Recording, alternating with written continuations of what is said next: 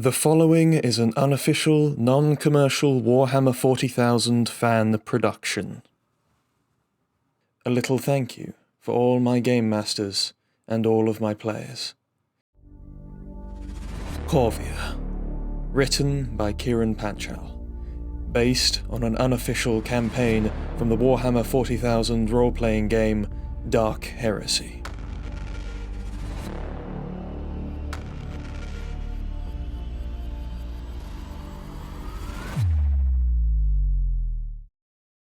Chapter 1.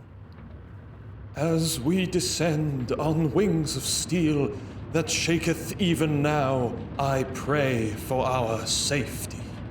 The shuttle fell from the sky in controlled bursts of fire. A routine descent by all standards, but to its passengers who sat in the iron pews along its interior length, it felt all but routine. The preacher was reciting the Litany of Devotion, a hymn he no doubt invoked to inspire hope in the grey countenances of the passengers. A fraction seated directly before the robed elder had joined in the prayer. The rows behind them merely mumbled, and behind them, passengers were more concerned with their shoes than the holy invocation. Along one pew, a huddle of red-robed adepts buzzed and twittered to one another, and had been doing so since they arrived from the Euron Void Station. The two black-robed females in the back had watched the devotees of the Martian priesthood as they arrived. These two had also noticed the three suspicious individuals scattered around the shuttle, who took turns stealing glances back at them, before flickering their eyes to their probable associates. Take succor in his strength. Steel thy soul with his word. Armor thy personage in faith. The priest was interrupted in his prayer when the shuttle was buffeted by a final shockwave of atmospheric descent, and many of the passengers clutched the backs of their pews before them. The Inquisitor said that we needed to find someone on the surface. A wispy, delicate voice wafted from one of the woman's hoods. An old acolyte, right? His name's Solon Lupus, and yes, but he's been quiet for the past 30 years. The Inquisitor said something about possible warp storm interference, but chances are he's just dead. The second voice was clipped, imperious, and impatient. As I see it, we'll go down there, look around a bit, and if this Solon guy doesn't show, we get off this cesspit world as fast as the next shuttle will take us. The first woman's eyes fell on the huddle of passengers at the starboard fore. I think I saw one of those three looking at us when we got on the shuttle. She pointed a dainty finger at one of the suspicious figures. Dahlia, you're jumpy. I've been keeping an eye on them too, and the worst thing that you can do is point at them. The woman growled, and wondered what in the hell she'd done to deserve handling a greenhorn like this. Sorry, Victoria, I wasn't thinking. Just keep your fingers to yourself. Too bloody naive, she lamented. Dahlia, no older than a girl, was warp-touched. A witch mind. A psyker. Ever dangerous, ever to be watched, and ever skirting the line between light and damnation, flirting with forces beyond the cairn of men. Victoria had worked with psykers before, during her days in the Gideonite Lions 303rd Assault Corps, but they'd been a surly lot, and glum beyond any hope of a decent conversation. Dahlia, though, was different. She seemed bright-eyed, almost eager.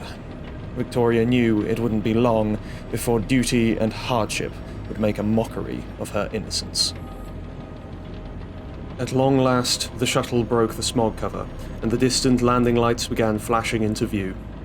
Then came the hive lights, the corpse greens, the pale blues, the living yellows.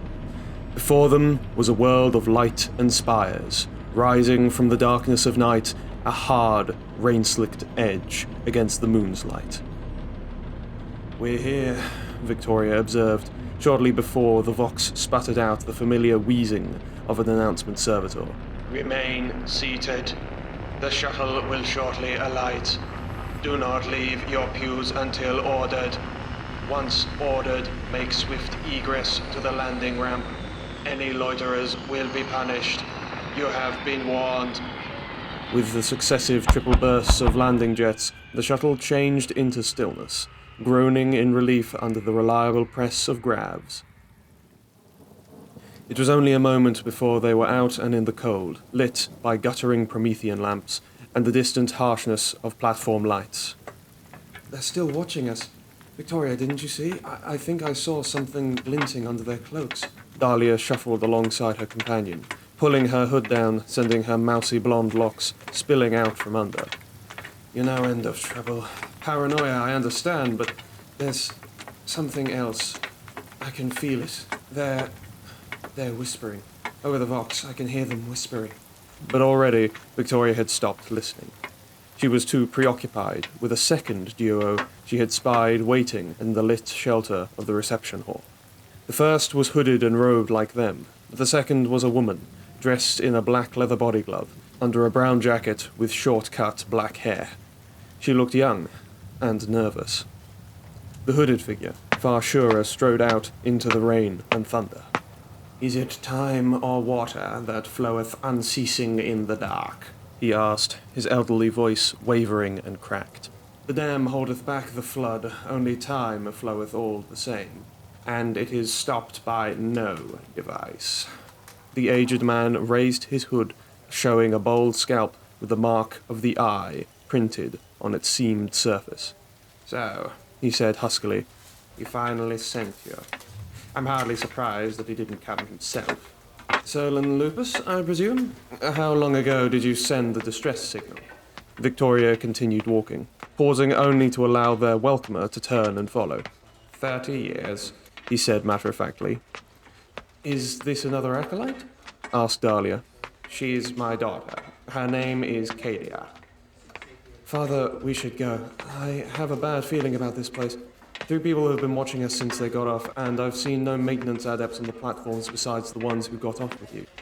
Something's not right. I was thinking just the same. She's good, this one, remarked Victoria. I trained her the best I could.